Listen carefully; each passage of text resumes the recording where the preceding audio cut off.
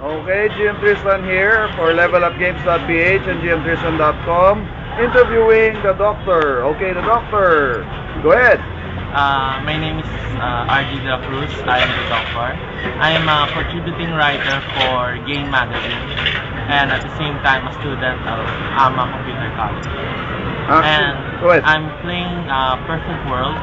I play as a healer, a Yulin character, and I'm the current guild master of Exile. The doctor, I know you've played a lot of games and I've read most of your work, di ba? And then you've tried it all. Why have you stuck it with Perfect World? What's the difference between the other games?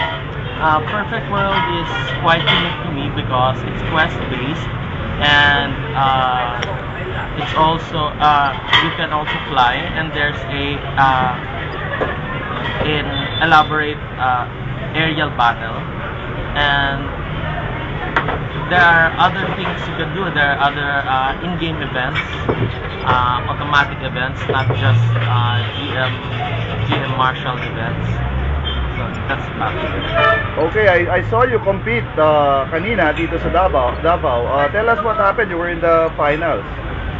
Actually, it's the first match, pero it's hindi kasi siya talaga parang prepared team. It's just a walking team, and there's a level gap between the other class participants.